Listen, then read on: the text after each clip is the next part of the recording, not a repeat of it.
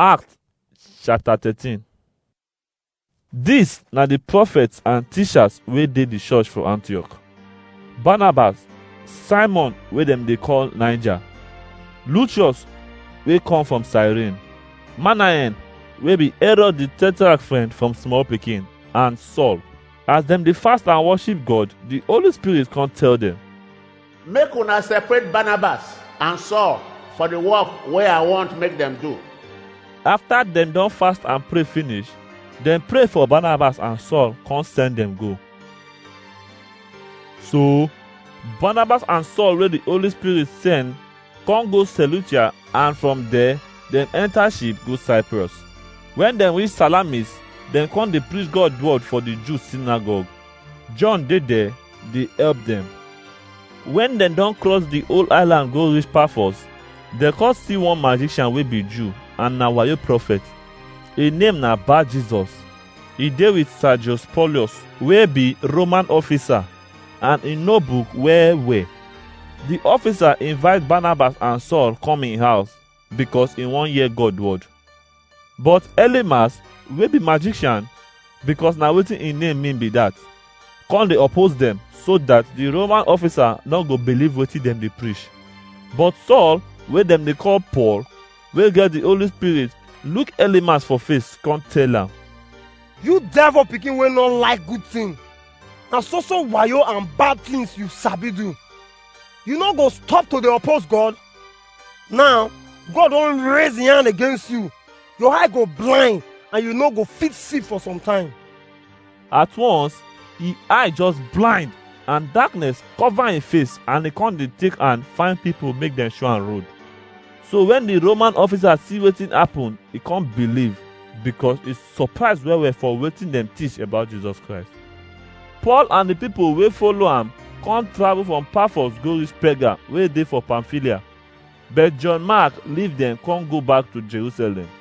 When dem comot for Perga, dem reach Antioch for Pisidia for Sabbath day, come enter the synagogue go sit down.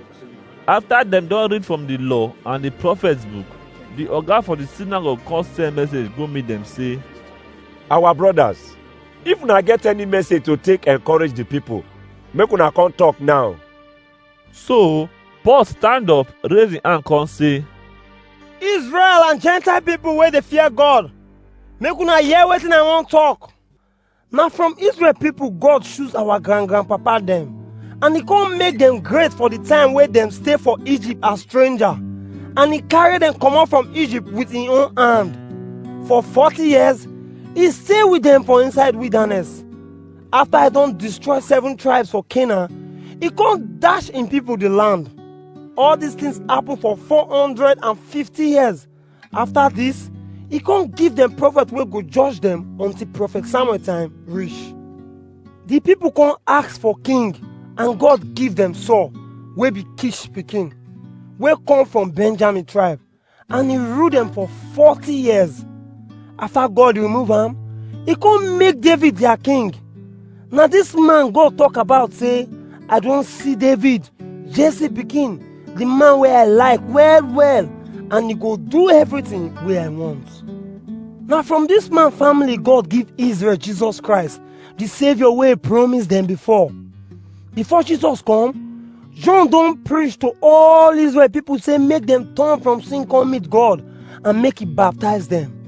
But as John dey finish him work, he come talk many times say, wetin una think say I be? No be me be the Messiah. Make una see, somebody dey come after me. I no reach to remove shoe from him leg. So my brothers wey be Abraham children, and una wey be Gentile people wey dey fear God, na the message about how God go take save people, na him we come tell una so. Because the people wey dey stay for Jerusalem and all the rulers no know am, so they come use wetin dem dey read for Sabbath wey the prophets talk take kill am. Dem no see anything wey go make dem condemn am, but dem still tell Pilate make he kill am. When dem don do everything wey Bible talk about am, dem bring am down from the cross, come put am for grave. But God raise am from death, and for many days he appeared to the people wey dey follow am from Galilee go reach Jerusalem. Na these people come dey bear witness say these things not true. And we dey tell una the good news about these things wey God promise our grandpapa dem. He don do wetin he promise us and their children when he raised Jesus Christ, as dem write am for Psalm say, "You be my son, and today I don be your papa." But because he don raise Jesus Christ from death make him not for rotting, God come say, "I go give you the holy promise wey una fit trust, wey I promise David." He still talk for another psalm say, "You no go allow your pikin wey dey holy make e rotten."